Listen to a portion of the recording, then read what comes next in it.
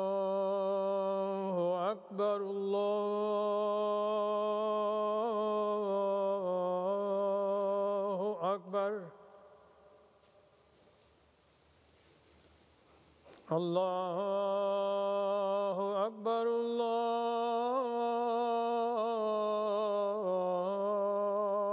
Allahu Akbar. أشهد أن لا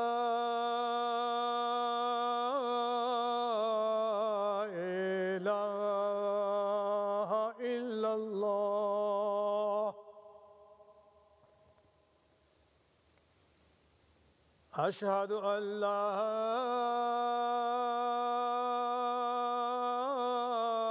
إله إلا الله أشهد أن محمدًا رسول الله أشهد أن محمدًا رسول الله حي على الصلاة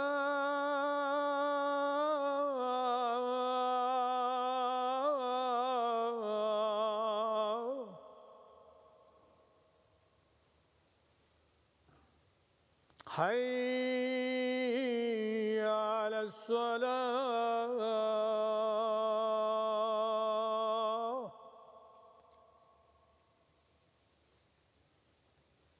حي على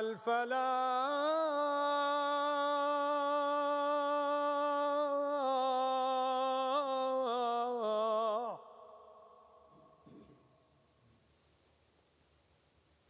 حي على الفلاح الله أكبر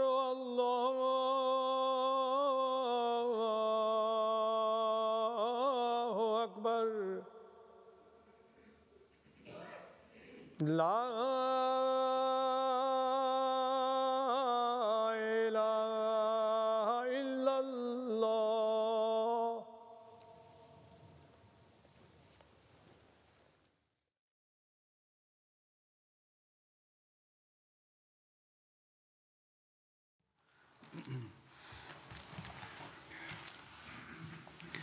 السلام عليكم ورحمة الله.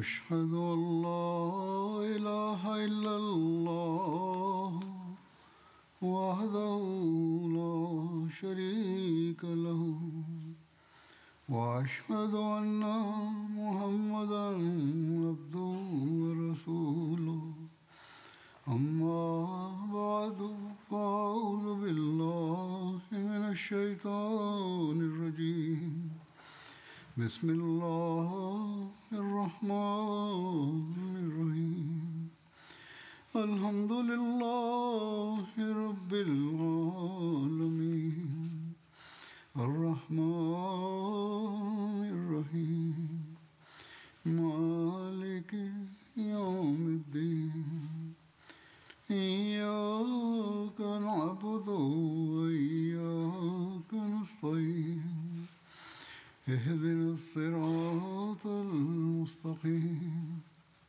صراط الذين أنعمت عليهم غير المغضوب عليهم ولا الضالين.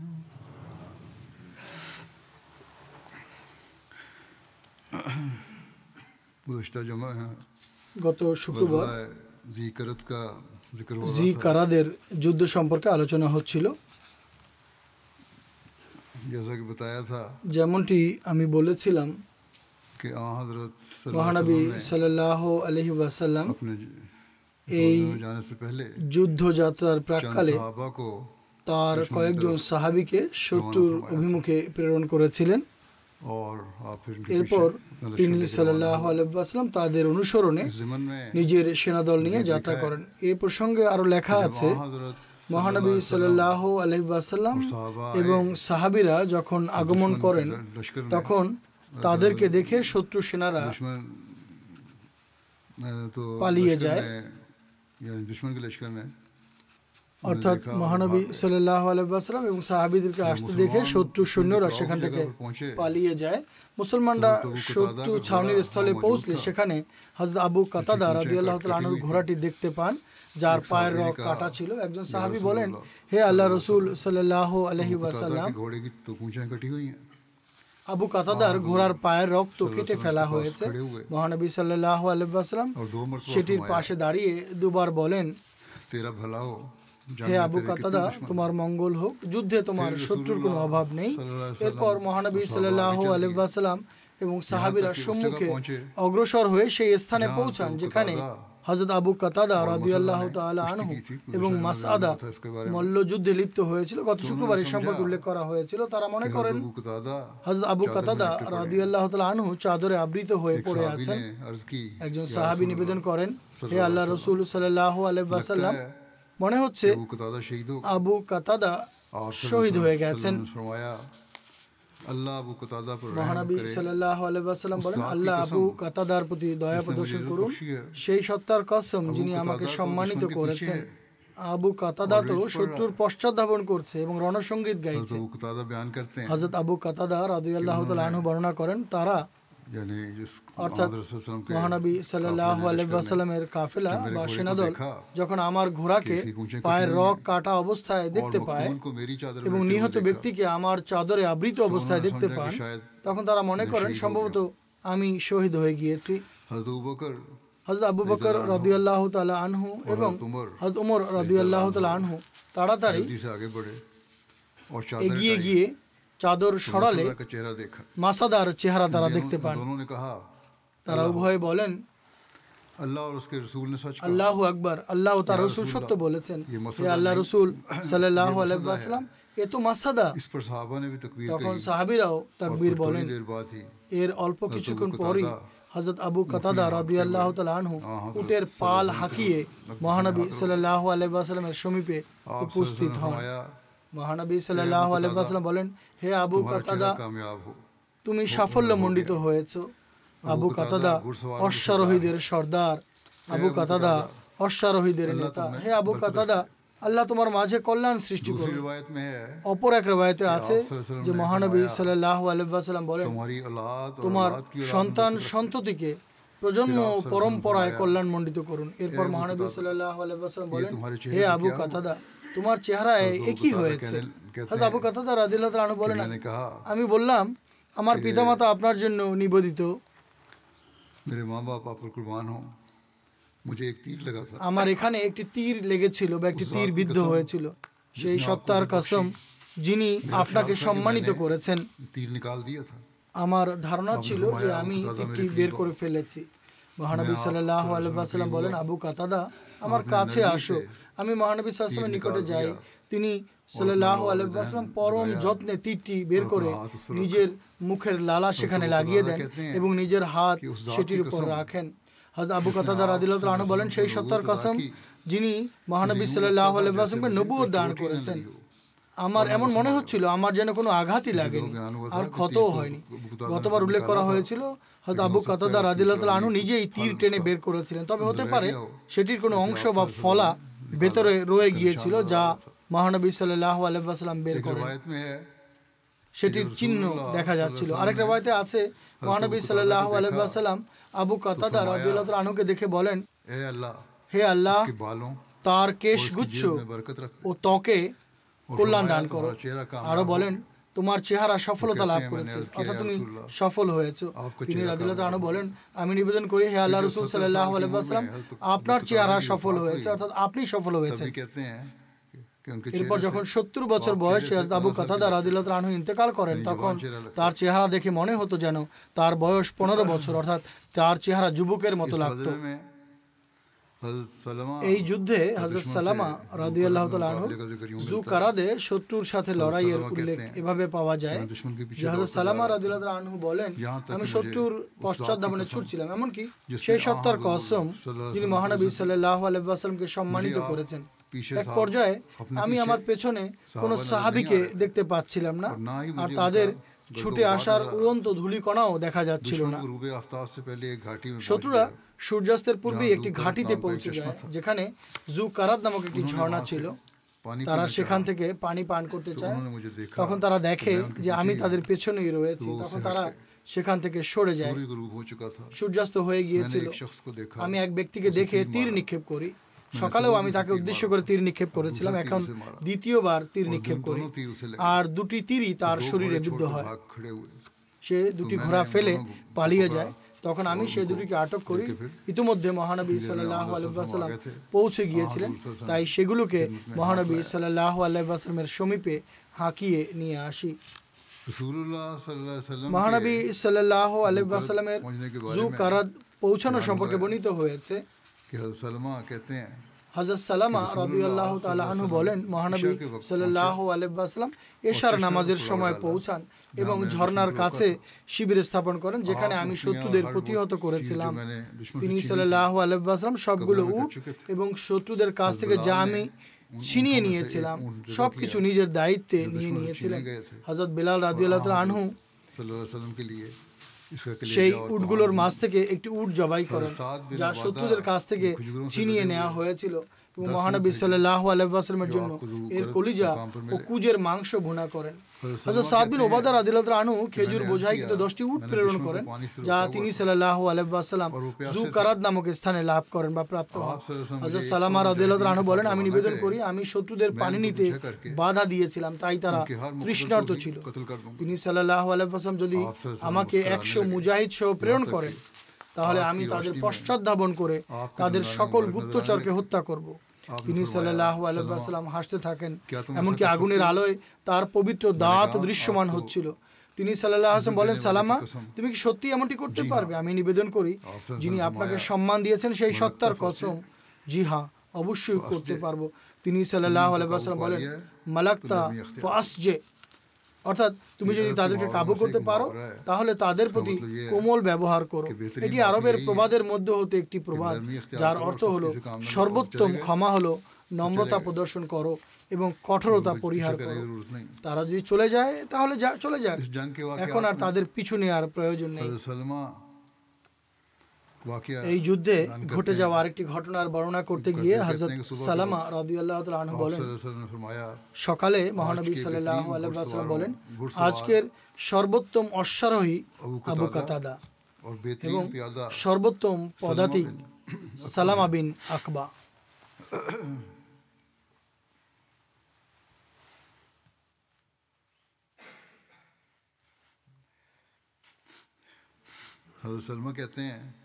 হযরত সালামা রাদিয়াল্লাহু আনহু বলেন মহানবী সাল্লাল্লাহু আলাইহি ওয়াসাল্লাম আমাকে আরোহী ও পদাতিক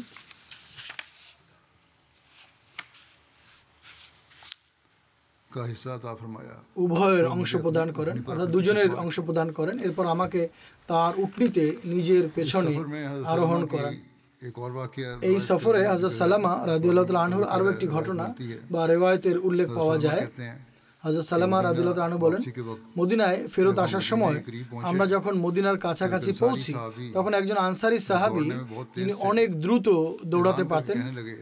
তিনি ঘোষণা দিয়ে বলেন কেউ কি আছে যে আমার সাথে দৌড় প্রতিযোগিতা করতে চায়, অর্থাৎ পবিত্র মদিনা পর্যন্ত আমার সাথে দৌড়ে যাবে। তিনি কয়েকবার এই বাক্য পুনরাবৃত্তি করেন। তিনি রাদিয়াল্লাহু তাআলা আনহু বলেন আমি মহানবী সাল্লাল্লাহু আলাইহি ওয়াসাল্লামের উটের উপরে তার পেছনেই আরোহিত ছিলাম। আমি সেই আনসারী সাহাবীকে বলি कि क्या तुम किसी मुअज़्ज़ज़ की इज्जत नहीं करते তুমি কি কোনো সম্মানিত ব্যক্তিকে সম্মান করবে না? তোমার কি কোনো ভদ্রলোকের সম্মানের ভয় নেই যে এই ঘোষণা দিয়ে বেড়াচ্ছ? তিনি বলেন, না, মহানবী সাল্লাল্লাহু আলাইহি ওয়াসাল্লাম ব্যতীত আমি আর কাউকে ভয় করি না। तो मैंने তখন আমি रसूल सल्लल्लाहु अलैहि মহানবী সাল্লাল্লাহু আলাইহি ওয়াসাল্লাম সমীপে নিবেদন করি, হে আল্লাহ রসুল সাল্লাল্লাহু আলাইহি ওয়াসাল্লাম, আমার পিতামাতা আপনার প্রতি নিবেদিত, আপনি আমাকে এই ব্যক্তির সাথে দৌড় প্রতিযোগিতার অনুমতি দিন। তিনি সাল্লাল্লাহু বলেন, ঠিক আছে, তুমি যদি চাও তাহলে প্রতিযোগিতা করতে পারো। আমি সেই ব্যক্তিকে বলি, তাহলে চলো। এরপর তিনি বলেন, আমি আমার পা ভাঁজ করে লাফ দিয়ে দৌড়াতে আরম্ভ করি, আর আমি এক বা দুটি উপত্যকা পর্যন্ত দৌড়ে তার পেছনে ছিলাম, অর্থাৎ সে সামনে আর আমি পেছনে ছিলাম। আর তখন আমি আমার শক্তি সঞ্চয় করছিলাম। এরপর আমি আমার গতি বাড়িয়ে তাকে ধরে ফেলি আর তার দু কাঁধের মাঝে চাপড় দিয়ে বলি, আল্লাহর কসম, আমি তোমার চেয়ে এগিয়ে গেছি। তিনি মুচকি হেসে বলেন, আমারও তাই মনে হয়। আর এভাবে আমি এই দৌড় প্রতিযোগিতায় সামনে এগিয়ে যাই, এমনকি আমরা মদিনায় পৌঁছে যাই। इस गज़वे के लिए এই যুদ্ধাভিযানের জন্য মহানবী সাল্লাল্লাহু আলাইহি ওয়াসাল্লাম কতদিন পর্যন্ত মদিনা থেকে বাইরে ছিলেন, এর বিশদ বিবরণে লেখা আছে যে মহানবী সাল্লাল্লাহু আলাইহি ওয়াসাল্লাম বুধবার সকালে যাত্রা করেন এবং তিনি সাল্লাল্লাহু আলাইহি ওয়াসাল্লাম এক রাত একদিন জুকারাদে অবস্থান করেন, যাতে করে শত্রুদের কোনো সংবাদ পাওয়া যায়। এরপর তিনি সোমবার দিন মদিনায় ফিরে আসেন। আর এভাবে তিনি সাল্লাল্লাহু 5 রাত মদিনার বাইরে অবস্থান করেন। এই যুদ্ধে যেসব সাহাবী শহীদ হয়েছিলেন তাদের বিবরণ হলো, মুসলমানদের মধ্যে হযরত মুহরিজ বিন নাজলা শহীদ হন, ইবনে হিশামের মতে ইবনে ওয়াকাস বিন মুজাজ্জেজ শহীদ হয়েছিলেন। এছাড়া হযরত আবু যার রাদিয়াল্লাহু আনহুর পুত্রকে যুদ্ধের পূর্বেই উটের বাথানে শহীদ করে দেওয়া হয়েছিল। কাফিরদের সম্পর্কে লেখা হয়েছে, কাফিরদের মধ্য থেকে আব্দুর রহমান বিন ওয়াইনা, উবাইব বিন ওয়াইনা, মাসাদা বিন হাকামা ফাজারি, ওবার এবং তার পুত্র আমর নিহত হয়। হযরত আবু যার রাদিয়াল্লাহু আনহুর স্ত্রীকে শত্রুরা বন্দী করে নিয়ে গিয়েছিল, যার উল্লেখ পূর্বে করা হয়েছিল। আক্রমণকারীরা হযরত আবু যার রাদিয়াল্লাহু আনহুর স্ত্রীকে আটক করে নিজেদের সাথে করে নিয়ে গিয়েছিল আর তারা তাকে বেঁধে রেখেছে। রাতের বেলা তারা গবাদি পশুর পাল নিজেদের ঘরের সামনে রাখত। এক রাতে সেই মহিলা তার বাঁধন থেকে মুক্ত হয়ে যায় এবং কাছেই বেঁধে রাখা উটগুলোর কাছে যায়। যখনই সে কোনো উটের কাছে যেত তখন সেটি শব্দ করত বা আওয়াজ করত, অর্থাৎ সেটি চিৎকার করত আর তিনি সেটি ছেড়ে দিতেন। এমনকি সে যখন আসবা, এটি মহানবী সাল্লাল্লাহু আলাইহি ওয়াসাল্লামের সেই উটনি যেটিকে শত্রুরা ছিনতাই করে সাথে নিয়ে এসেছিল, সেটির কাছে পৌঁছে তখন সেটি কোনো শব্দ করেনি বা কোনো চিৎকারও করেনি, একেবারেই শান্ত ছিল। সেটি প্রশিক্ষিত উটনি ছিল। সেই মহিলা সেটির পিঠে আরোহণ করে এবং সেটিকে পা দিয়ে আঘাত করতেই সেটি ছুটতে আরম্ভ করে। শত্রুরা তার পালিয়ে যাওয়ার বিষয়টি অবগত হলে তারা তাকে আটক করতে চায়, কিন্তু তিনি তাদের হাতে ধরা পড়েননি। বর্ণনাকারী বলেন, সেই মহিলা আল্লাহর সমীপে একটি মানত করে যে আল্লাহ তাআলা যদি তাকে এই উটনির মাধ্যমে মুক্তি দেন বা উদ্ধার করেন তাহলে সে অবশ্যই সেটিকে জবাই করে দেবে। যখন সে মদিনায় আসে আর মানুষজন তাকে দেখে তখন তারা বলে, এটি তো মহানবী সাল্লাল্লাহু আলাইহি ওয়াসাল্লামের উটনি আসবা। সেই মহিলা বলে, আমি তো মানত করেছি যদি আল্লাহ আমাকে এই উটনির মাধ্যমে উদ্ধার করেন তাহলে আমি এটি কুরবানি করে দেব। এই বাক বিতণ্ডার এক পর্যায়ে লোকেরা আল্লাহ রসুল সাল্লাল্লাহু আলাইহি ওয়াসাল্লামের সমীপে উপস্থিত হয় এবং তার কাছে এসব কথা সবিস্তারে বর্ণনা করে। নবী সাল্লাল্লাহু আলাইহি ওয়াসাল্লাম বলেন, সুবহানাল্লাহ, এই মহিলা ইউটিকে কত মন্দ প্রতিদান দিয়েছে। এটি তাকে উদ্ধার করে নিয়ে এসেছে অথচ সে তাকে এই প্রতিদান দিচ্ছে। এই মানত করার মাধ্যমে যে আল্লাহ যদি তাকে উটনির মাধ্যমে উদ্ধার করেন তাহলে তিনি এটিকে জবাই করবেন, এটি কোনো উত্তম প্রতিদান নয়। এরপর তিনি সাল্লাল্লাহু আলাইহি ওয়াসাল্লাম বলেন, আল্লাহ তাআলার নির্দেশ পরিপন্থী কোনো মানত যেন পূর্ণ না করা হয়, আর সেই জিনিস মানত করা অবৈধ নয় যার মালিকানা বান্দার নেই, অর্থাৎ তুমি তো এর মালিকও নও। তিনি সাল্লাল্লাহু আলাইহি ওয়াসাল্লাম বলেন, এটি আমার উটনি, তাই তুমি আল্লাহর নাম নিয়ে কল্যাণ ও আশিসের সাথে নিজের বাড়িতে ফিরে যাও।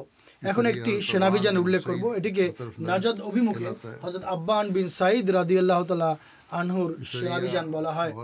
এই সেনাভিযান 7ম হিজরির মুহররম মাসে সংগঠিত হয়েছিল, যদিও আরেক রিওয়ায়াতে এই সেনাভিযানের সময়কাল 7ম হিজরির জমাদিউস সানি বলা হয়েছে। হযরত মির্জা বশির আহমদ সাহেব রাদিয়াল্লাহু আনহু এই সেনাভিযান 7ম হিজরির মুহররম মাসে হয়েছে বলে উল্লেখ করেছেন। এই সেনাভিযানের সময়কাল সপ্তম হিজরির মহরম মাস অধিকতর যুক্তিসঙ্গত, কেননা বিভিন্ন রেওয়ায়েতে উল্লেখ রয়েছে খায়বার অভিমুখে যাত্রা শুরু করার পূর্বে মদিনা থেকে নাজাদ অভিমুখে হযরত আব্বান বিন সাঈদ রাদিয়াল্লাহু আনহুকে প্রেরণ করা হয়, আর খায়বার অভিমুখে যাত্রা হয়েছিল সপ্তম হিজরির মহরমে। হযরত আব্বান রাদিয়াল্লাহু তাআলা আনহুর পরিচয় হলো তার পিতা জ্যেষ্ঠ কুরাইশের একজন ছিলেন, তার ভাই আমর এবং খালেদ পূর্বেই মুসলমান হয়ে গিয়েছিলেন এবং ইথিওপিয়ায় হিজরতকারীদের অন্তর্ভুক্ত ছিলেন। আব্বান রাদিয়াল্লাহু তাআলা আনহু বদরের যুদ্ধে মুশরিক বা পৌত্তলিকদের পক্ষ থেকে অংশ নিয়েছিলেন। তিনি হুদাইবিয়ার সন্ধির সময় হযরত উসমান রাদিয়াল্লাহু তাআলা আনহুকে আশ্রয় দিয়েছিলেন। আমর এবং খালেদ ইথিওপিয়া থেকে ফেরত এসে আব্বান রাদিয়াল্লাহু তাআলা আনহুকে ডেকে পাঠান। এমনকি তারা তিনজন একত্রে খায়বারের দিনগুলিতে মহানবী সাল্লাল্লাহু আলাইহি ওয়াসাল্লামের সমীপে উপস্থিত হন এবং আব্বান রাদিয়াল্লাহু তাআলা আনহু ইসলাম গ্রহণ করেন। এক রওয়ায়াত অনুসারে হযরত আব্বান বিন সাঈদ রাদিয়াল্লাহু তাআলা আনহু হুদাইবিয়ার সন্ধি এবং খায়বারের যুদ্ধের মধ্যবর্তী সময় ইসলাম গ্রহণ করেন। মহানবী সাল্লাল্লাহু আলাইহি ওয়াসাল্লামের তিরোধানের সময় আব্বান রাদিয়াল্লাহু তাআলা আনহু বাহরাইনের গভর্নর ছিলেন। এরপর তিনি হযরত আবু বকর রাদিয়াল্লাহু তাআলা আনহুর কাছে আসেন এবং তারপর সিরিয়ায় চলে যান, আর 13 হিজরিতে তিনি শহীদ হন। এক রওয়ায়াত অনুযায়ী তিনি 27 হিজরিতে হযরত উসমান রাদিয়াল্লাহু তাআলা আনহুর খেলাফত কালে মৃত্যুবরণ করেন। খায়বারের যুদ্ধে যাত্রার প্রাক্কালে মহানবী সাল্লাল্লাহু আলাইহি ওয়াসাল্লাম হযরত আব্বান বিন সাঈদ রাদিয়াল্লাহু তাআলা আনহুর নেতৃত্বে নাজাদ অভিমুখে একটি সেনাদল প্রেরণ করেছিলেন। নাজাদ একটি শুষ্ক মরু অঞ্চল হলেও উর্বর ভূমি ছিল, যেখানে বহু উপত্যকা ও পর্বতমালা রয়েছে। এটি দক্ষিণে ইয়েমেন আর উত্তরে সিরিয়ার মরুভূমি ও ইরাক পর্যন্ত বিস্তৃত। এর পশ্চিমে হেজাজ মরুভূমি অবস্থিত। এই অঞ্চলটি সমুদ্র পৃষ্ঠ থেকে 1200 মিটার উঁচু, আর এই উচ্চতার কারণেই এটিকে নাজাদ বলা হয়। এই সৈন্যদলের উদ্দেশ্য ছিল মহানবী সাল্লাল্লাহু আলাইহি ওয়াসাল্লামের অনুপস্থিতিতে মদিনাকে শত্রুর বিভিন্ন গোত্র থেকে নিরাপদ রাখা। এই গোত্রগুলো সর্বদা এই সুযোগ খুঁজতে থাকতো যে কখন মোক্ষম সুযোগ পাওয়া যাবে আর মদিনায় আক্রমণ করবে। সাহাবীদের সহ মহানবী সাল্লাল্লাহু আলাইহি ওয়াসাল্লাম মদিনার বাইরে যাওয়াকে মদিনায় আক্রমণের মোক্ষম সুযোগ মনে করত। শত্রু মনে করত এখন মহানবী সাল্লাল্লাহু আলাইহি ওয়াসাল্লাম মদিনার বাইরে আছেন আর মানুষও তার সাথে আছে, সেনাদল তার সাথে রয়েছে, মদিনায় অনেক কম মানুষ রয়েছে, তাই আমরা মদিনায় আক্রমণ করে মদিনাকে দখল করব। এই আশঙ্কার কারণে মহানবী সাল্লাল্লাহু আলাইহি ওয়াসাল্লাম যখনই কোনো যুদ্ধে যেতেন তখন এমন সব শত্রু গোত্রের অভিমুখেও কিছু সাহাবীকে প্রেরণ করতেন। এই সেনাভিযানের উল্লেখ সহিহ বুখারীতে এভাবে রয়েছে যে মহানবী সাল্লাল্লাহু আলাইহি ওয়াসাল্লাম হযরত আব্বান রাদিয়াল্লাহু তাআলা আনহুকে একটি সেনাভিযানে আমির মনোনীত করে মদিনা থেকে নাজাদ অভিমুখে প্রেরণ করেন। হযরত আবু হুরায়রা রাদিয়াল্লাহু তাআলা আনহু বলেন, এরপর আব্বান এবং তার সঙ্গীরা মহানবী সাল্লাল্লাহু আলাইহি ওয়াসাল্লামের কাছে খায়বারে আসেন। ততক্ষণে তিনি সাল্লাল্লাহু আলাইহি ওয়াসাল্লাম খায়বার বিজয় সম্পন্ন করে ফেলেছিলেন। হযরত আবু হুরায়রা রাদিয়াল্লাহু তাআলা আনহু বলেন, আমি নিবেদন করি হে আল্লাহর রাসূল সাল্লাল্লাহু আলাইহি ওয়াসাল্লাম, এরা যেহেতু খায়বার বিজয়ের পরে এসেছে তাই এদেরকে গনিমতের অংশ দেবেন না, অর্থাৎ খায়বারের গনিমতের সম্পদ থেকে তাদের কোনো অংশ পাওয়া উচিত নয়, যার ফলে তাদের দুজনের মধ্যে পারস্পরিক তর্ক হয়। মহানবী সাল্লাল্লাহু আলাইহি ওয়াসাল্লাম বলেন, হে আব্বান বসে পড়ো, আর তিনি সাল্লাল্লাহু আলাইহি ওয়াসাল্লাম তাকে কোনো অংশ দেননি, কেননা তিনি সরাসরি খায়বারের যুদ্ধে অংশ নেননি। সম্ভবত এটাই কারণ। এরপর ইতিহাসে অনেক বিখ্যাত একটি যুদ্ধের উল্লেখ পাওয়া যায় যেটিকে খায়বারের যুদ্ধ বলা হয়। খায়বার একটি বিস্তৃত শস্য শ্যামল উপত্যকা যা বিভিন্ন ঝর্ণা ও প্রচুর পানির উপস্থিতির কারণে সবুজ শ্যামল আর আরব উপদ্বীপের সবচেয়ে বৃহৎ খেজুরের বাগানের জন্য বিখ্যাত। এর উর্বরতার অনুমান এর মাধ্যমে করা যায় যে খায়বারের শুধুমাত্র একটি উপত্যকা যেটি কাতিবা নামে পরিচিত, সেখানে 40,000 খেজুর গাছ ছিল। খায়বার উপত্যকাটি মদিনার উত্তর দিকে আনুমানিক 96 মাইল দূরত্বে অবস্থিত। এখানে প্রাচীন কাল থেকেই ইহুদিদের বসতি ছিল। ঐতিহাসিক রেওয়ায়েত অনুযায়ী হযরত মুসা আলাইহিস সালামের যুগ থেকে এখানে বনি ইসরাইলের ইহুদিদের বসবাস ছিল। কোন ঐতিহাসিকের মতে বুখত নাসর তথা নবুচাত নেজারের যুগে ইহুদিরা এখানে বসতি স্থাপন করেছিল। আরো কিছু বিবরণ রয়েছে। সবকিছুর মূল কথা হলো খায়বারে প্রাচীন কাল থেকেই ইহুদিদের বসবাস ছিল, আর বড় বড় দুর্গ নির্মাণ করে এরা এখানে বসবাস করত। তাদের দৃষ্টিতে এই জায়গার অনেক গুরুত্ব ছিল এবং বলা হয় এখনো আছে। হিব্রু ভাষায় খায়বার শব্দের অর্থ দুর্গ। ইহুদিদের কিছু গোত্র মদিনাতেও বসবাস করত। কিন্তু খায়বারের ইহুদিরা যে কারণে ব্যতিক্রম ছিল তা হলো এখানকার ইহুদিরা অন্য সকল ইহুদির চেয়ে সাহসিকতা এবং রণক্ষেত্রে অবিচলতা প্রদর্শনে দক্ষ ছিল, আর তাদের পারস্পরিক ঐক্য অন্যদের তুলনায় অধিক দৃঢ় ছিল, যে কারণে তারা আরব ভূখণ্ডে দৌর্দণ্ড প্রথা ও শক্তিশালী গোষ্ঠী হিসেবে বিবেচিত হতো। মদিনার ইহুদি হোক কিংবা খায়বারের ইহুদি, মহানবী সাল্লাল্লাহু আলাইহি ওয়াসাল্লাম এবং ইসলামের বিরুদ্ধে তাদের ষড়যন্ত্র ও বিশ্বাসঘাতকতা বিদ্রোহের পর্যায়ে গিয়ে উপনীত হয়েছিল।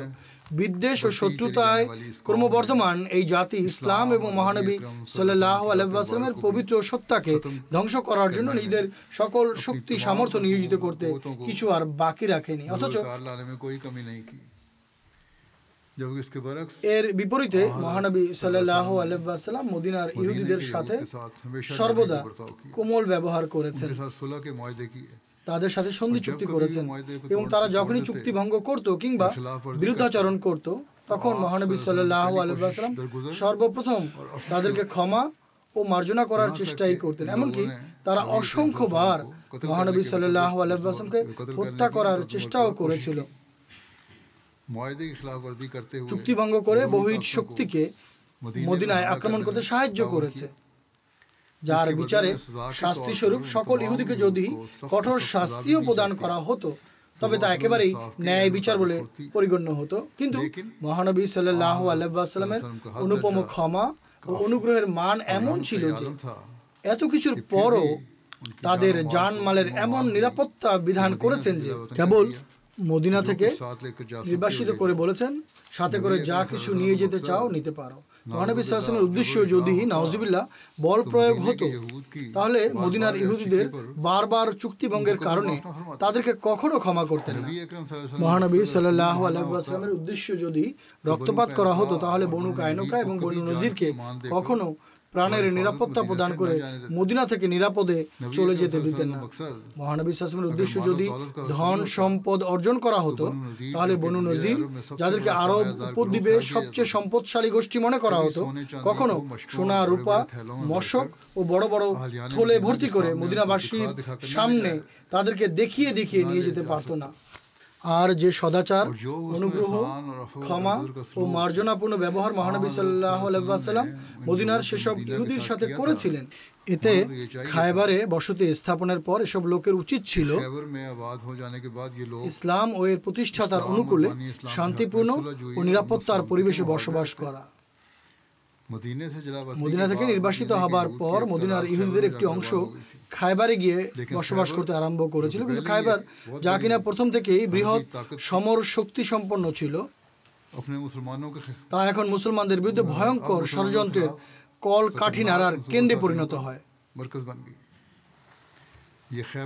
এই খায়বারের ইহুদিরাই যারা কিনা একটি বড় প্রতিনিধি দল নিয়ে মক্কার পত্তলিকদের সাথে সাক্ষাৎ করতে মক্কায় যায়, যাদের মধ্যে খায়বারের বড় বড় ইহুদি নেতারাও ছিল। আর মহানবী সাল্লাল্লাহু আলাইহি ওয়াসাল্লামের পবিত্র সত্তা এবং ইসলামকে নিশ্চিহ্ন করার একটি গভীর ষড়যন্ত্র করে, আর তাদেরকে দলে ভেড়ানোর পর আশপাশের বিভিন্ন গোত্রে তাদের প্রতিনিধি দল যায় আর একটি বিশাল দল গঠন করে তখনকার ইতিহাস অনুযায়ী 15,000 সেনাদল নিয়ে মদিনায় আক্রমণ করে বসে, যা ইসলামের ইতিহাসে আহজাবের যুদ্ধ বা পরীক্ষার যুদ্ধ নামে বিখ্যাত। পূর্বে এর উল্লেখ করা হয়েছে, আর এতে কোনো সন্দেহ নেই যদি ইসলাম ধর্মের সাথে আল্লাহ তাআলার বিশেষ সাহায্য সমর্থন না থাকতো তাহলে মুসলমানদের পাশাপাশি সমস্ত মদিনার নাম গন্ধ বিলীন হয়ে যেত। আর এতে কোনো সন্দেহ নেই খায়বারের ইহুদিরাই এই ভয়াবহ ষড়যন্ত্রের অন্যতম হোতা ছিল, যারা এখন পর্যন্ত সর্বদা মুসলমানদের ধ্বংস করার জন্য ব্যতিব্যস্ত ছিল। মদিনায় বসবাসকারী বনু কুরাইজাকে তাদের অঙ্গীকার ভঙ্গের কারণে প্রথমবারে প্রদত্ত চরম শাস্তিও খায়বারের ইহুদিদেরকে তাদের ষড়যন্ত্রে পরিবর্তন সৃষ্টির কারণ হতে পারেনি। এজন্য এটি অতি আবশ্যক হয়ে দাঁড়িয়েছিল এই চুক্তি ভঙ্গকারী ও ষড়যন্ত্রকারী জাতির বিরুদ্ধে যেন সরাসরি কোনো পদক্ষেপ গ্রহণ করা হয়, যাতে এই অঞ্চলের শান্তি প্রতিষ্ঠা করা যায় এবং প্রত্যেকে যেন নিজ নিজ স্থানে শান্তিতে ও নির্ভয়ে নিজ নিজ ধর্ম ও বিশ্বাস অনুসারে জীবনযাপন করতে পারে, যেভাবে বলা হয়েছে ইয়াকুনাদ-দীনু লিল্লাহ। कि दीन सिर्फ ইয়াকুনা দিনুলিল্লাহ, অর্থাৎ ধর্ম কেবল আল্লাহ তাআলার খাতিরে নিবেদিত হোক, ধর্মে যেন কোনো প্রকার বল প্রয়োগ না থাকে, কেননা এটি আল্লাহ ও তার বান্দার বিষয়। एक मशहूर मुस्तशरिक একজন বিখ্যাত প্রাচ্যবিদ মন্টগোমারি ওয়াট, মন্টগোমেরি ওয়াট, इस्लाम और बानी যিনি ইসলাম ও এর প্রতিষ্ঠাতার বিরুদ্ধে বিষোদ্গার করতে কুণ্ঠাবোধ করে না, नहीं करता, वो भी अपनी किताब में लिखता তিনি है, নিজেও তার तर्जुमा ये है এক পুস্তকে লেখেন, যার অনুবাদ হলো, খায়বারে আক্রমণের সরল ও স্পষ্ট কারণ হলো दौलत का बेदरिया তারা তাদের সম্পদের যথেচ্ছ ব্যবহার করে, অর্থাৎ খায়বারবাসীরা অগণিত সম্পদ ব্যবহার করে নিজেদের প্রতিবেশী আরবদেরকে উস্কানি দিয়েছিল, প্ররোচিত করেছিল যাতে তারা মুসলমানদের বিরুদ্ধে অস্ত্র ধারণ করে। खास पस मंजर था। তাই এটি ছিল সেই বিশেষ প্রেক্ষাপট।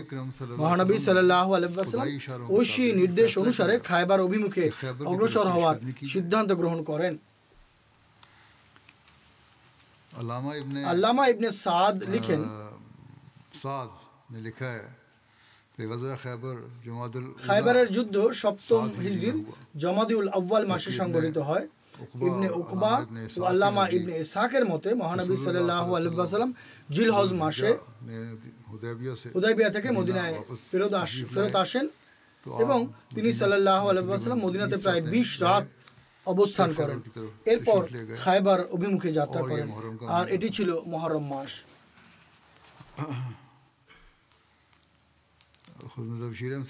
হযরত মির্জা বশির আহমদ সাহেব রাদিয়াল্লাহু তাআলা আনহু সিরাত খাতামান নবীন পুস্তকে অন্যান্য বিষয়ের যে নোট লিখেছেন, তাতে তিনি রাদিয়াল্লাহু তাআলা আনহু খায়বারের এই যুদ্ধকে 7ম হিজরির মুহররম ও সফর মাসের যুদ্ধ বলে আখ্যায়িত করেছেন। হযরত মুসলিম মাউদ রাদিয়াল্লাহু তাআলা আনহু বর্ণনা করেন, মহানবী সাল্লাল্লাহু আলাইহি ওয়াসাল্লাম হুদায়বিয়া থেকে ফেরত আসার প্রায় 5 মাস পর हुदैबिया से वापस आने के करीबन 5 माह बाद ये फैसला किया, এই সিদ্ধান্ত গ্রহণ করেন যে ইহুদিদের যারা মদিনা থেকে কেবলমাত্র কয়েক মঞ্জিল দূরে ছিল আর যেখান থেকে মদিনার বিরুদ্ধে সহজেই ষড়যন্ত্র করা যেত, সেখান থেকে বিতাড়িত করা হবে বা নির্বাসিত করা হবে। অতএব মহানবী সাল্লাল্লাহু আলাইহি ওয়াসাল্লাম 1600 জন সাহাবীকে সঙ্গে নিয়ে 628 খ্রিস্টাব্দের আগস্ট মাসে খায়বার অভিমুখে যাত্রা করেন। কোনো ঐতিহাসিক হুদায়বিয়ার সন্ধির 5 মাস পর এর তারিখ বর্ণনা করেন। আর হযরত মুসলিম মাউদ রাদিয়াল্লাহু আনহু দিবাচা তাফসীরুল কোরআনে এই কথাই বর্ণনা করেছেন। অধিকাংশ ঐতিহাসিক এবং হাদিস বিশারদগণ হুদায়বিয়ার সন্ধির অল্প কিছুদিন পরই মুহররম মাসে এটি অর্থাৎ খায়বার যাত্রা হয়েছিল বলে উল্লেখ করেন। আর হযরত মির্জা বশির আহমদ সাহেব রাদিয়াল্লাহু আনহু এই সম্পর্কে এই কথাই লিখেছেন, বাকি আল্লাহই ভালো জানেন। হুদায়বিয়ার সন্ধি নিঃসন্দেহে এক মহাবিজয় ছিল। পবিত্র কোরআন একে মহাবিজয় বলে অভিহিত করেছে, যেমনটি বলেছে, ইন্না ফাতাহনা লাকা ফাতহাম মুবিনা, অর্থাৎ নিশ্চয়ই আমরা তোমাকে এক সুস্পষ্ট বিজয় দান করেছি। আর এটি সুস্পষ্ট বিজয়ের সেই দরজা ছিল যেটি অতিক্রম করে খায়বার ও মক্কা বিজয়ের ন্যায় সুমহান বিজয় অর্জিত হয়েছিল। প্রকৃতপক্ষে আল্লাহ তাআলা তখনই প্রতিশ্রুতি দিয়েছিলেন যখন হুদায়বিয়ার সন্ধি থেকে ফেরত আসার সময় মক্কা ও মদিনার মধ্যবর্তী স্থানে সূরা ফাতহ অবতীর্ণ হয়। এই সূরায় আল্লাহ তাআলা খায়বারের বিজয়ের সংবাদ এভাবে দিয়েছেন, লাকাদ রাদিয়াল্লাহু আনিল মুমিনিনা ইয ইউবাইউনাকা তাতা শাজারাতি ফাআলিমা মা ফি কুলুবিহিম فأنزل السكينة عليهم وأصابهم فتحا قريبا ومغانم كثيرة يأخذونها وكان الله عزيزا حكيما وعدكم الله مغانم كثيرة تأخذونها وأجل لكم هذه। অর্থাৎ নিশ্চয়ই আল্লাহ মুমিনদের প্রতি তখন পরিপূর্ণ সন্তুষ্ট হন যখন তারা গাছের নিচে তোমার বয়াত করছিল এবং তিনি তাদের হৃদয়ের ঈমানের বিষয়ে সবিশেষ অবগত হন। এর ফলে তিনি তাদের হৃদয়ে প্রশান্তি অবতীর্ণ করেন এবং তাদেরকে এক আসন্ন বিজয়ের সুসংবাদ দান করেন, অর্থাৎ খায়বারের বিজয়, আর অনেক গনিমতের সম্পদ দান করেন। অর্থাৎ খায়বারের সম্পদ থেকে তারা পেয়েছিলেন যা তারা সংগ্রহ করছিল। আর আল্লাহ মহাপরাক্রমশালী পরম প্রজ্ঞাময়।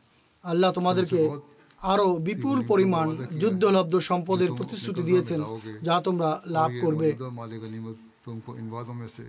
এরপর তিনি তার প্রতিশ্রুতি অনুযায়ী এই যুদ্ধলব্ধ সম্পদ তোমাদেরকে তাৎক্ষণিকভাবে দান করেছেন।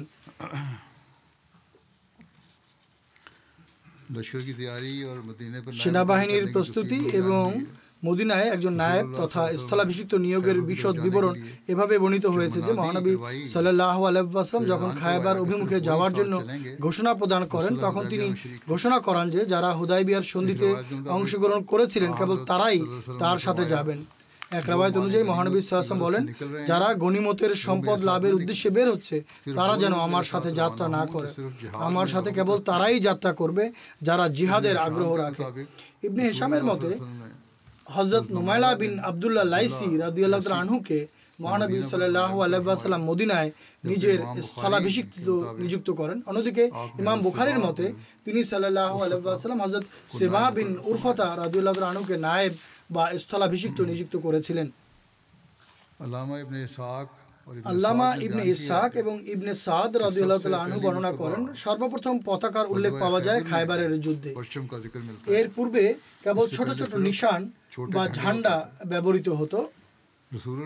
মহানবী সাল্লাল্লাহু আলাইহি ওয়াসাল্লাম হযরত আবু বকর, হযরত উমর, হযরত হুবাব বিন মুনজির এবং হযরত সাদ বিন উবাদা রাদিয়াল্লাহু তাআলা আনহুম প্রমুখের হাতে পতাকা তুলে দেন। মহানবী সাল্লাল্লাহু আলাইহি ওয়াসাল্লামের পতাকাটি ছিল কালো রঙের, যা হযরত আয়েশা রাদিয়াল্লাহু তাআলা আনহার চাদর দিয়ে প্রস্তুত করা হয়েছিল। এর নাম ছিল ওকাব। আর এই পতাকাটি হযরত হুবাব বিন মুনজির রাদিয়াল্লাহু তাআলা আনহুর কাছে ছিল। রিওয়ায়াতে হযরত আলী রাদিয়াল্লাহু তাআলা আনহুকেও একটি পতাকা দেবার উল্লেখ পাওয়া যায়, কিন্তু সেই পতাকা খায়বারে দেওয়া হয়েছিল কারণ হযরত আলী রাদিয়াল্লাহু তাআলা আনহু মহানবী সাল্লাল্লাহু আলাইহি ওয়াসাল্লামের সাথে রওনা হতে পারেননি, কেননা তিনি রাদিয়াল্লাহু তাআলা আনহু চোখের পীড়ায় ভুগছিলেন, ফলে তিনি স্পষ্টভাবে কিছুই দেখতে পাচ্ছিলেন না। তবে পরে তিনি রাদিয়াল্লাহু তাআলা আনহু অস্থির হয়ে রওনা হন এবং খায়বারে গিয়ে পৌঁছান। তিনি ধৈর্য ধারণ করতে পারেননি। এই অভিযানে উম্মুল মুমিনিন হযরত উম্মে সালামা রাদিয়াল্লাহু তাআলা আনহা মহানবী সাল্লাল্লাহু আলাইহি ওয়াসাল্লামের সফর সঙ্গী ছিলেন। এক রাওয়ায়াত অনুযায়ী 6-7 জন মহিলা সাহাবী এই অভিযানে যোগ দিয়েছিলেন এবং আরেক রাওয়ায়াত মোতাবেক 20 জন মহিলা সাহাবী এই অভিযানে যোগ দিয়েছিলেন। হযরত উম্মে সিনান আসলামিয়া রাদিয়াল্লাহু তাআলা আনহা বর্ণনা করেন, মহানবী সাল্লাল্লাহু আলাইহি ওয়াসাল্লাম যখন খায়বারের যুদ্ধের সংকল্প করেন তখন আমি তার সমীপে উপস্থিত হই এবং নিবেদন করি, হে আল্লাহ রাসূল সাল্লাল্লাহু আলাইহি ওয়াসাল্লাম, যদি অনুমতি দেন তাহলে আমিও সাথে যেতে চাই। আমি পানির মশকগুলো পরিষ্কার করব এবং সৈন্যদের সরঞ্জামের সুরক্ষা নিশ্চিত করব, আর কেউ অসুস্থ বা আহত হলে আমি তার চিকিৎসা করব। তিনি রাদিয়াল্লাহু তাআলা আনহা বলেন, মহানবী সাল্লাল্লাহু আলাইহি ওয়াসাল্লাম আমাকে অনুমতি প্রদান করেন। একইভাবে বনু গিফারের কয়েকজন নারী মহানবী সাল্লাল্লাহু আলাইহি ওয়াসাল্লামের নিকট উপস্থিত হয়ে নিবেদন করেন, হে আল্লাহর রাসূল সাল্লাল্লাহু আলাইহি ওয়াসাল্লাম, আমরাও যুদ্ধে অংশগ্রহণ করতে চাই। আমরা আহতদের সেবা শুশ্রূষা করব এবং আমাদের সাধ্যানুযায়ী সৈন্যদের সাহায্য করব। মহানবী সাল্লাল্লাহু আলাইহি ওয়াসাল্লাম তাদেরকেও অনুমতি প্রদান করেন আর তাদের মঙ্গলের জন্য দোয়া করেন। মহানবী সাল্লাল্লাহু আলাইহি ওয়াসাল্লাম এবং তার সাহাবীদের এই প্রস্তুতের কথা যখন মদিনার ইহুদিরা অবহিত হয় তখন তারা অত্যন্ত উদ্বিগ্ন হয়ে পড়ে।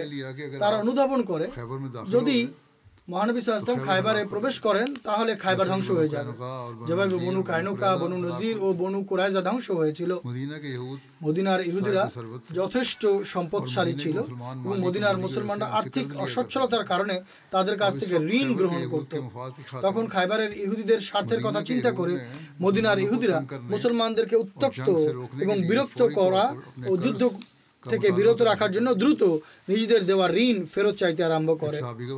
একজন সাহাবীর ঘটনা পাওয়া যায়, হযরত ইবনে আবি হাদরাত রাদিয়াল্লাহু তাআলা আনহু কর্তৃক বর্ণিত, তিনি আবু শাহাম নামক এক ইহুদির কাছ থেকে 5 দিরহাম এবং আরেক রিওয়ায়াত অনুযায়ী 4 দিরহাম ঋণ নিয়েছিলেন।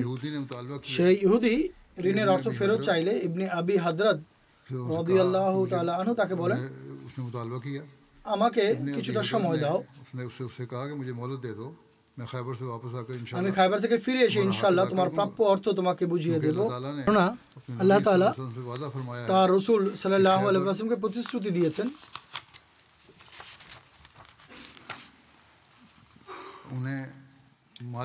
খায়বার তাদেরকে গনিমত প্রদান করবে। খায়বার তাদেরকে সম্পদ দান করবে। আবু শাহাম নামক সেই ইহুদি হিংসা ও শত্রুতার বশে বলে, তুমি কি মনে করো খায়বারবাসীদের সাথে লড়াই করা আমাদের মতো সাধারণ বেদুইনদের সাথে লড়াই করার মতো সহজ? তওরাতের কসম, এখানে 10,000 দক্ষ যোদ্ধা রয়েছে। এই দুজন নিজেদের এই বিচার নিয়ে মহানবী সাল্লাল্লাহু আলাইহি ওয়াসাল্লামের সকাশে উপস্থিত হয়। তখন যুদ্ধকালীন জরুরি অবস্থা বিরাজ করছিল। এই ইহুদি চরম বিদ্বেষে খায়বারের ইহুদিদের সমর্থন এবং তাদের প্রতি সহানুভূতি প্রদর্শন করছিল, আর মুসলমান সেনাদলকে নিয়ে ঠাট্টা বিদ্রুপ করছিল। মহানবী সাল্লাল্লাহু আলাইহি ওয়াসাল্লাম রাষ্ট্রের প্রধান ছিলেন। সেই ইহুদি কোনো শাস্তিও পেতে পারত, কিন্তু পরম ধৈর্য, সংযম, ন্যায় বিচার ও সহনশীলতার এই আদর্শ দেখা যায় যে মহানবী সাল্লাল্লাহু আলাইহি ওয়াসাল্লাম বলেন, এই ইহুদিকে তার প্রাপ্য প্রদান করো। ইবনে আবি হাদরাত রাদিয়াল্লাহু আনহু বলেন, সেই সত্তার কসম যিনি আপনাকে সত্য সহ আবির্ভূত করেছেন, এই মুহূর্তে তার প্রাপ্য পরিশোধ করার সামর্থ্য আমার নাই। তিনি সাল্লাল্লাহু বলেন, যেভাবেই পারো তার প্রাপ্য তাকে বুঝিয়ে দাও। ইবনে আবি হাদরাত রাদিয়াল্লাহু আনহু বর্ণনা করেন, আমি আমার মাথার পাগড়ি খুলে সেটিকে লুঙ্গি হিসেবে পরিধান করি, আর পরনের যে চাদরটা লুঙ্গি হিসেবে পরতাম সেটা বাজারে নিয়ে বিক্রি করে তার প্রাপ্য তাকে বুঝিয়ে দেই, আর আমি অন্য কাপড় পরিধান করি। এই অন্য কাপড় ছিল একটি চাদর যেটি সালামা বিন আসলাম, আবার আরেক রিওয়ায়াত অনুসারে একজন বৃদ্ধা সাহাবী তাকে দিয়েছিলেন। অর্থাৎ সেই বৃদ্ধা সাহাবী পুরো বিষয়টি জানার পর উপহার স্বরূপ এটি তাকে দিয়েছিলেন। আল্লাহ তাআলার বিধান দেখুন, খায়বারে সেই সাহাবী যুদ্ধলব্ধ সম্পদ অর্জন করেন, যার মাঝে একজন ইহুদি নারীও ছিল, যে সম্পর্কের দিক দিয়ে সেই আবু শাহাম নামক ইহুদির আত্মীয় ছিল। এরপর তিনি পরবর্তীতে সেই ইহুদির কাছেই সেই নারীকে বিক্রি করেন।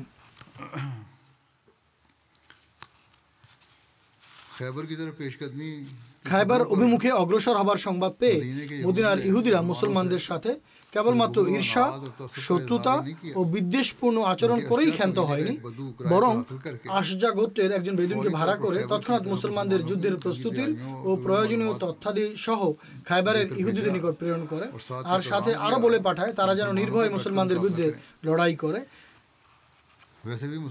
এমনিতেও মুসলমানদের বিরোধীদের কোনো গুপ্তচরের প্রয়োজন ছিল না, কেননা মদিনায় বসবাসকারী মুনাফিকরা বেশ তৎপরতার সাথে এই কাজ করত। যেমন এই ঘটনার সময়ও মুনাফিকদের নেতা আব্দুল্লাহ বিন উবাই বিন সলুল নীরব বসে থাকেনি, বরং নিজের এক সহযোগীর মাধ্যমে তৎক্ষণাৎ একটি পত্র খায়বারের ইহুদিদের উদ্দেশ্যে প্রেরণ করে। পত্রের বিষয়বস্তু ছিল, মহানবী সাল্লাল্লাহু আলাইহি ওয়াসাল্লাম তোমাদের দিকে আসতে যাচ্ছেন, নিজেদের সুরক্ষার ব্যবস্থা গ্রহণ করো এবং নিজেদের ধন সম্পদ নিজেদের দুর্গের অভ্যন্তরে নিয়ে রাখো, আর নিজেরা মহানবী সাল্লাল্লাহু আলাইহি ওয়াসাল্লামের সাথে যুদ্ধ করতে রণক্ষেত্রে অবতীর্ণ হও, এবং তাকে দেখে একেবারেই ভীতত্রস্ত হবে না। তোমাদের সংখ্যা অনেক বেশি, আর মুহাম্মদ সাল্লাল্লাহু আলাইহি ওয়াসাল্লামের লোক বল অনেক কম, আর তাদের কাছে সামান্য কিছু অস্ত্র আছে। এই বিষয়ে যখন ইহুদিরা জানতে পারে, তখন তাদের নেতাদের একটি সভা হয় এবং সেই সভায় মতবিরোধের উল্লেখ পাওয়া যায়। বিবরণটি এমন যে খায়বারের ইহুদিরা যখন মুসলমান সেনাবাহিনীর আগমনের সংবাদ পায়, তখন তারা একটি সভা করে যাতে ইসলামী সেনাবাহিনীর মোকাবিলার ব্যাপারে পরামর্শ করা হয়। এই বৈঠকে ইহুদের নীতি নির্ধারকদের পক্ষ থেকে বিভিন্ন প্রকার প্রস্তাব উত্থাপিত হয়। একটি দলের অভিমত ছিল ইহুদিরা যেন দুর্গে আবদ্ধ হয়ে প্রাচীরের পেছনে থেকে যুদ্ধ করে, যাতে করে মুসলমানরা পরিশেষে নিরাশ হয়ে অবরোধ তুলে নেয়। অপরদিকে খায়বারের বিখ্যাত বীর মারহাবের ভাই আবু জায়নাব প্রস্তাব দেয় যে দুর্গে আবদ্ধ হয়ে মোকাবিলা পরিবর্তে বাইরে ময়দানে গিয়ে মোকাবিলা করা হোক, কেননা ইতিপূর্বে মদিনার ইহুদিরা দুর্গে আবদ্ধ হয়ে মোকাবিলা করার ফলাফল প্রত্যক্ষ করেছে এবং এতে মুসলমানদেরই বিজয় হয়েছে। কিন্তু পূর্ববর্তী দলটি তার এই প্রস্তাবকে এই বলে প্রত্যাখ্যান করে যে আমাদের দুর্গগুলো তাদের দুর্গসমূহ থেকে অনেক মজবুত। তৃতীয় একটি প্রস্তাব এর চাইতেও ধৃষ্টতাপূর্ণ ছিল, যা ইহুদিদের দৃষ্টিকোণ থেকে অনেক দাম্ভিকতাপূর্ণ ছিল, আর সেটি খায়বারের সেনাদলগুলোর সেনাপতি সালাম বিন মিশকামের পক্ষ থেকে ছিল। তার বক্তব্য ছিল, আমরা স্বয়ং মদিনাতে আক্রমণ করি এবং নিজেদের সমস্ত সঙ্গীদের নিয়ে মুসলমানদের ধ্বংস করে দেই। অধিকাংশ লোক এই মতামতের সাথে ঐকমত্য পোষণ করে, কিন্তু খায়বারের প্রধান নেতা কেনানা বিন আবি হুকায়েক এর বিরোধিতা করে আর বলে যে আমাদের দুর্গগুলো মদিনার দুর্গগুলোর মতো নয়। আর তার অহংকার ও দম্ভের এই অবস্থা ছিল যে সে বলতে থাকে মুহাম্মদ সাল্লাল্লাহু আলাইহি ওয়াসাল্লাম কখনোই আমাদের দিকে আসার সাহস করবে না। তবে সকল নীতি নির্ধারকরা এই বিষয়ে একমত হয় যে একটি প্রতিনিধি দল প্রস্তুত করে আশেপাশের যুদ্ধবাজ সাহসী গোত্রগুলোর কাছে প্রেরণ করা হোক, যেন তাদের কাছ থেকে সামরিক সাহায্য পাওয়া যায়। অতএব 14 সদস্যের একটি প্রতিনিধি দল প্রস্তুত করা হয়, যার নেতৃত্বে কতিপয় রেওয়ায়েত অনুসারে খায়বারের শীর্ষ নেতা কেনানা স্বয়ং ছিল। এই প্রতিনিধি দল বনু আসাদ, গাতফান এবং অন্যান্য গোত্রের কাছে যায় এবং খায়বারের 1 বছরের উৎপাদনের অর্ধেক দেওয়ার বিনিময়ে সামরিক সাহায্য প্রার্থনা করে। বনু মুররা গোত্র দূরদর্শিতার পরিচয় দিয়ে এভাবে সাহায্য করতে অস্বীকৃতি জানায়। তবে বনু আসাদ ও বনু গাতফানের ন্যায় যুদ্ধবাজ গোত্রগুলো 1000 সশস্ত্র সেনা সম্বলিত সৈন্যদল তাৎক্ষণিকভাবে পাঠিয়ে দেয় এবং আরও 4000 সৈন্য সাহায্য হিসেবে প্রেরণের প্রতিশ্রুতি দিয়ে এর প্রস্তুতি গ্রহণ আরম্ভ করে। যাও, এর বিস্তারিত বিবরণ ইনশাআল্লাহ আগামীতে বর্ণনা করব। এখন আমি কয়েকজন প্রয়াত ব্যক্তির স্মৃতিচারণ করতে চাই। প্রথম স্মৃতিচারণ হলো মন্ডি বাহাউদ্দিনের মোকাররম মোহাম্মদ বক্স সাহেবের পুত্র মোকাররম মোহাম্মদ আশরাফ সাহেবের, যিনি সম্প্রতি ঐশী তকদির অনুযায়ী মৃত্যুবরণ করেছেন। ইন্না লিল্লাহি ওয়া ইন্না ইলাইহি রাজিউন। তার 3 কন্যা ও 6 জন পুত্র রয়েছে। তার এক পুত্র কাশেফ জাভেদ সাহেব বর্তমানে সেনেগালে রয়েছেন এবং ভারপ্রাপ্ত মিশনারি ইনচার্জ ও জামাতের আমির হিসেবে দায়িত্ব পালন করছেন। তাই তিনি নিজের পিতার জানাজায় সেনেগাল থেকে এসে যোগদান করতে পারেননি। তার এই পুত্র, যিনি মুরব্বী, তিনি লিখেছেন খাকসারের পিতা একান্ত সহজ সরল পুণ্যবান খোদাভীরু ব্যক্তিত্ব ছিলেন। আহমদিয়ত ও খেলাফতের প্রতি তার পরম ভালোবাসা ছিল। নিজের পরিবারে তিনি একমাত্র আহমদী ছিলেন আর অধিকাংশ সময় একথাই বলতেন যে আমরা যা কিছু পেয়েছি তা আহমদিয়তের কল্যাণেই পেয়েছি। নিজের সন্তানদেরও সর্বদা আহমদিয়ত ও খেলাফতের সাথে সম্পৃক্ত থাকার উপদেশ দিতেন। তিনি বলেন তার দাদা মোহাম্মদ আজম সাহেব 1968 সালের কাছাকাছি সময় সারগোদার একটি গ্রাম রয়েছে ভাবরা, সেখান থেকে বয়াত গ্রহণ করেছিলেন। মুরব্বী সাহেব বলেন সে সময় আমার পিতাও আহমদী হয়েছিলেন।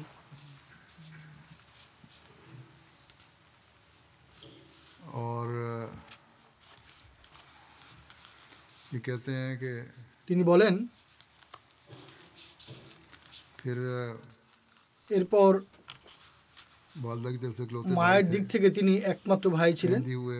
তিনি আহমদী হন। মেট্রিকের পর গ্রাম ছেড়ে মন্ডি বাহাউদ্দিনে শাহ তাজ সুগার মিলে চাকরি গ্রহণ করেন এবং জীবনের শেষ পর্যন্ত মন্ডি বাহাউদ্দিনে বসবাস করেন। বড় বয়সে নিজ উৎসাহে কোরআন পড়া শিখেন আর এতটাই পরিশ্রম ও ভালোবাসার সাথে পড়েন যে প্রত্যেক মাসে 1 বা 2 বার অবশ্যই কোরআন খতম করতেন। রমজান মাসে 2-3 বার খতম করতেন। দরিদ্রদের বিশেষভাবে সাহায্য করতেন। যেই তার কাছে আসতো তাকে খালি হাতে ফেরত পাঠাতেন না।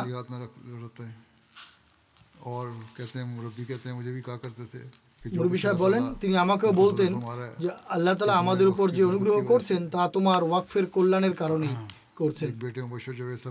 তার এক পুত্র মুবাশশির জাভেদ সাহেব বলেন আমি বিগত কয়েক বছর যাবৎ সেক্রেটারি মাল হিসেবে দায়িত্ব পালন করছি। আমার বাবা সর্বদা চাঁদা প্রদানের ক্ষেত্রে নিয়মিত ছিলেন আর যখনই তিনি পেনশন বা অবসর ভাতা পেতেন তখন সবসময় এই প্রচেষ্টাই থাকতো যে পুরো বছরের চাঁদা একসাথে আদায় করে দেবেন। তার মৃত্যু শয্যাতেও তার এই চিন্তাই ছিল যে আমার চাঁদা পরিশোধ করা হয়েছে কিনা। মৃত্যু শয্যায় থাকাকালীন তার এই বিষয়ে কৃতজ্ঞতা ছিল যে আল্লাহ তাআলা আমাকে আমার সমস্ত চাঁদা প্রদানের তৌফিক দান করেছেন। আল্লাহ তাআলা তার প্রতি ক্ষমা ও দয়াসুলভ ব্যবহার করুন এবং তার পরিবারের সবাইকে ধৈর্য ও প্রশান্তি দান করুন। দ্বিতীয় স্মৃতিচারণ হাবিব মোহাম্মদ সাত্রী সাহেবের, কেনিয়ার নায়েব আমির 2, যিনি মোহাম্মদ হাবিব সাত্রী সাহেবের পুত্র ছিলেন।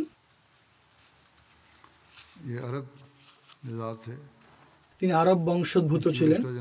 সম্প্রতি তিনি 56 বছর বয়সে মৃত্যুবরণ করেন। ইন্না লিল্লাহি ওয়া ইন্না ইলাইহি রাজিউন। মরহুম একজন ওসিয়তকারী বা মুসি ছিলেন।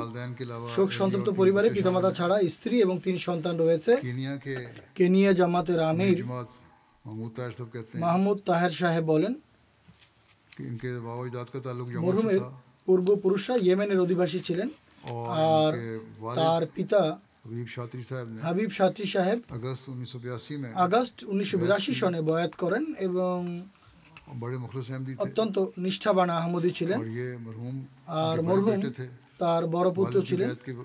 পিতার বয়াত করার কিছুদিন পর তিনিও বয়াত গ্রহণ করেন আর আমৃত্যু বয়াতের অঙ্গীকার খুব ভালোভাবে পালন করেছেন। তিনি মুম্বাসায় প্রাথমিক শিক্ষা গ্রহণ করেছেন। তিনি অত্যন্ত যোগ্য ও মেধাবী ছাত্র ছিলেন। স্কুলের পক্ষ থেকে কিছু সময়ের জন্য তাকে উচ্চশিক্ষা গ্রহণের জন্য ফ্রান্সেও প্রেরণ করা হয়েছিল। খলিফাদের সাথে নিজের সাক্ষাতের ঘটনাবলী সর্বদা নিজের জীবনের শ্রেষ্ঠ ঘটনাবলী হিসেবে বর্ণনা করতেন। চতুর্থ খলিফার সাথেও সাক্ষাৎ করেছেন আর আমার সাথেও সাক্ষাৎ করেছেন। বিভিন্নভাবে জামাতের সেবা করার তৌফিক পেয়েছেন। মৃত্যুর সময়ও তিনি কেনিয়া জামাতের ন্যাশনাল সেক্রেটারি তালিম ও নায়েব ন্যাশনাল আমির 2 হিসেবে দায়িত্ব পালন করছিলেন। তিনি বলেন, তার সাথে আমার 20 বছর যাবৎ পরিচয়। ওয়াকফি জিন্দেগীদের অত্যন্ত সম্মান করতেন এবং যে কাজই তাকে দেয়া হতো তা অত্যন্ত সুচারুরূপে সম্পন্ন করতেন। কখনো স্মরণ করানোর প্রয়োজন হয়নি। নিয়মিত নামাজ আদায়কারী, আল্লাহর নির্দেশাবলী এবং নিষেধাজ্ঞার প্রতি গভীরভাবে শ্রদ্ধাশীল, চাঁদা প্রদানে নিয়মিত, উত্তম চরিত্র অধিকারী, দরিদ্রদের প্রতি সহানুভূতিশীল, পিতামাতার আনুগত্যশীল এবং তাদের অধিকার প্রদানকারী, ছোট ভাই বোনের অধিকার প্রদানকারী, বিজ্ঞ, পুণ্যবান, নিষ্ঠাবান এবং বিশ্বস্ত মানুষ ছিলেন। বড় বড় কোম্পানিতে উচ্চ পদে দায়িত্ব পালন করেছেন। আল্লাহ তাআলা তাকে আর্থিক স্বাচ্ছন্দ্য দিয়েছিলেন। জাগতিকভাবে তিনি একজন ব্যবসায়ী, রাজনীতিবিদ এবং সরকারি ও ধর্মীয় নেতাদের সাথে তার ওঠা বসা ছিল। তিনি কখনো নিজের আহমদী হবার বিষয়টি গোপন করেনি, বরং তা উপস্থাপন করে তবলিগও করতেন। এ কারণেই তার জানাজায় মুম্বাসার বহু সংখ্যক উচ্চ পদস্থ সরকারি কর্মকর্তা, ব্যবসায়ী, রাজনৈতিক এবং সামাজিক ব্যক্তিত্ব অংশগ্রহণ করেন। আল্লাহ তাআলা মরহুমের প্রতি ক্ষমা ও দয়াসুলভ আচরণ করুন এবং তার সমস্ত আত্মীয় এবং ঘনিষ্ঠদের ধৈর্য ও দৃঢ় মনোবল দান করুন। তৃতীয় স্মৃতিচারণ হলো মোকাররম আনবী মাদিঙ্গু সাহেবের, যিনি জিম্বাবুয়ের একটি স্থানীয় জামাতের প্রেসিডেন্ট ছিলেন। সম্প্রতি তিনি ইন্তেকাল করেছেন। ইন্না লিল্লাহি ওয়া ইন্না ইলাইহি রাজিউন। তার পুত্র জিম্বাবুয়ে জামাতের প্রেসিডেন্ট ইউসুফ আনবী সাহেব লেখেন, প্রথম দিকে তিনি সুন্নি মুসলমান ছিলেন আর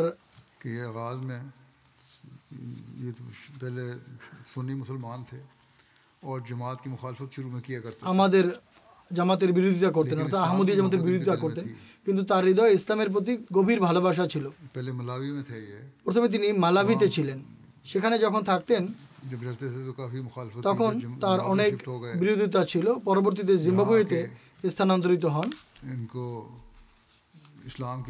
এখানে এসে ইসলামের প্রতি তার ভালোবাসার কারণে তিনি তার আশপাশের লোকদেরকে একত্রিত করেন আর যে অঞ্চলে বসবাস করতেন সেখানে বাজামাত নামাজের ব্যবস্থা করেন।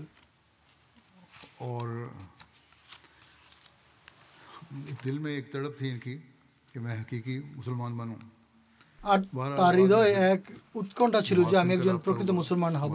যা হোক, পরবর্তীতে জামাতের সাথে তার যোগাযোগ হয়। সেখানে আমাদের মুরব্বী আছেন সামিউল্লাহ সাহেব। তার সাথে দীর্ঘ ধর্মীয় আলোচনা এবং বিতর্ক চলতে থাকে এবং অবশেষে তিনি আহমদিয়ত গ্রহণ করেন। আর সেই এলাকায় তিনি প্রথম আহমদী ছিলেন। আহমদিয়ত গ্রহণের পর তার অনেক বিরোধিতাও হয়। আর যেই লোকদেরকে তিনি একত্রিত করেছিলেন নামাজ পড়ার জন্য, তারাও তাকে ছেড়ে চলে যায়। তারা তার সাথে কঠোরতাও করেছে। এরপর তিনি সেখানে নামাজের জন্য যেই সেন্টার প্রস্তুত করেছিলেন বা বানিয়েছিলেন তা ছেড়ে দিয়ে নিজের বাড়িতেই পরিবারের সদস্যদের নিয়ে নামাজ এবং জুমা পড়তে আরম্ভ করেন। যা হোক, তিনি মনোবল হারাননি, তবলিগ করতে থাকেন। আর অনেক মানুষ তার কথা শুনেন, জামাতের বার্তা শুনেন এবং তার মাধ্যমে বয়াত গ্রহণ করে জামাতের অন্তর্ভুক্ত হন। তিনি প্রভাবশালী মানুষ ছিলেন। অনেক মানুষ তার আদর্শ দেখে জামাতের অন্তর্ভুক্ত হয়েছে। নিজে আর্থিক কোরবানি করে তিনি জমিও ক্রয় করেছেন, যেখানে বর্তমানে জিম্বাবুয়েতে আহমদিয়া জামাতের প্রথম মসজিদ নির্মিত হচ্ছে। তার ইচ্ছে এটাই ছিল যে তার জীবদ্দশাতে যেন মসজিদ নির্মিত হয়ে যায়, কিন্তু যা হোক তার জীবদ্দশাতে নির্মাণ সম্ভব হয়নি। এখন হচ্ছে অত্যন্ত বিশ্বস্ত, স্পষ্টভাষী এবং সৎ মানুষ ছিলেন। মানুষের পারস্পরিক বিষয়াদি বা সমস্যাদি গভীর প্রজ্ঞার সাথে সমাধান করতেন। জামাতের প্রেসিডেন্ট হবার পূর্বে অধিকাংশ মানুষ তার প্রতি আস্থা ও ভরসা রাখতেন। তিনিও ব্যক্তিগত সম্পদ থেকে দরিদ্রদের সাহায্য করতেন। সব সময় তার বাড়ি অতিথিতে পরিপূর্ণ থাকত। জামাতের সাথে গভীর ভালোবাসার সম্পর্ক ছিল। সবাইকে জামাতের সাথে দৃঢ় সম্পর্ক রাখার উপদেশ দিতেন। তার শোক সন্তপ্ত পরিবারে 8 সন্তান রয়েছে এবং তার ছেলে, যেমনটি আমি উল্লেখ করেছি, জিম্বাবুয়ে জামাতের বর্তমান প্রেসিডেন্ট হিসেবে দায়িত্ব পালন করছেন। আর তার এক পৌত্র কাসেম আনুবি জামিয়া থেকে পড়াশোনা করে জিম্বাবুয়ের প্রথম কেন্দ্রীয় মুবাল্লিগ হিসেবে দায়িত্ব পালন করছেন। আল্লাহ তাআলা মরহুমের প্রতি ক্ষমা এবং দয়াশীল আচরণ করুন এবং তার বংশধরদের মাঝে জামাতের শিক্ষা ও আদর্শ সর্বদা অব্যাহত থাকুক আর তারা পুণ্যকর্ম করতে থাকুন। আমিন।